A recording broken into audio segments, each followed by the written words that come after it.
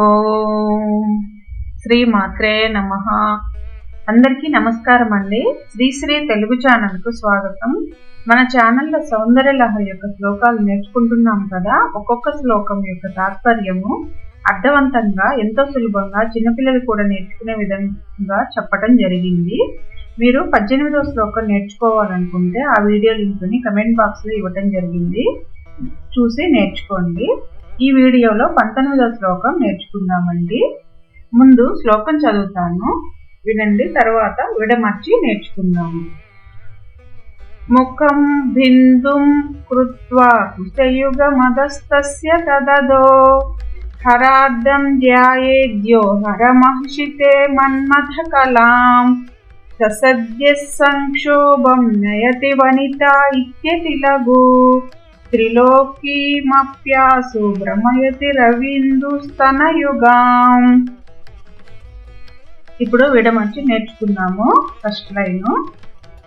ముఖం బిందుం కృత్వా కుశయుగ మదస్తస్య తదదో. ముఖం బిందుం కృత్వా కుశయుగ మదస్తస్య తదదో. Second line. హరార్ధం ధ్యాయేద్యో హరమహర్షితే మన్మథ కలాం. హరార్ధం ధ్యాయేద్యో హరమహర్షితే మన్మథ కలాం. Third line. ససద్య సంక్షోభం నయతి వనిత ఇత్యతి లఘు. ససద్య సంక్షోభం నయతి వనిత ఇత్యతి లఘు. Fourth line. త్రిలోకి మప్యాసు భ్రమయతి రవీందు స్తనయుగాం. త్రిలోకి మప్యాసు భ్రమయతి రవీందు స్తనయుగాం. ఇప్పుడు కలిపి చదువుదామండి మొత్తము. ముఖం బిందుం కృత్వా కుశయుగమదస్తస్య తదదో హరార్ధం ధ్యాయేద్యో హరమహర్షితే మన్మథ కలాం ససద్య సంక్షోభం నయతి వనితా ఇత్యతి లఘు త్రిలోకీమప్యాసు భ్రమయతి రవీందుస్తనయుగాం.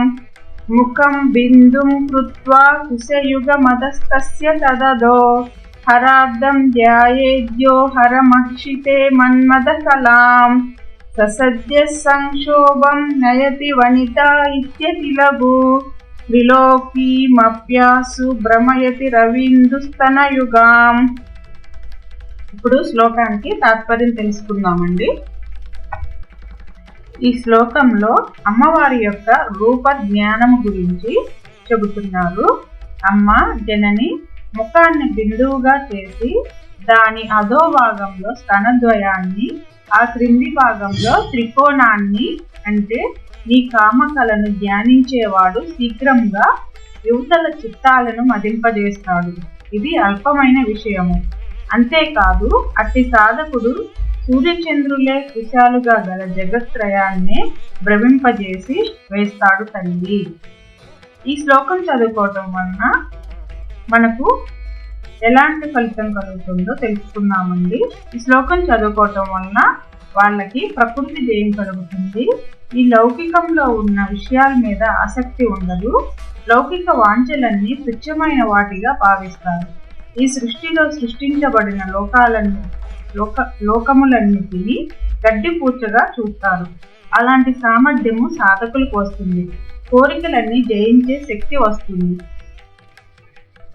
ఆ కోరికలన్నీ తీరి మోక్షం కలుగుతుంది. ఈ శ్లోకం నేర్చుకున్నందుకు ధన్యవాదాలండి. దీనివల్ల మీకు మేలు జరగాలని కోరుకుంటున్నాను. నెక్స్ట్ వీడియోలో 20వ శ్లోకం నేర్చుకుందాము.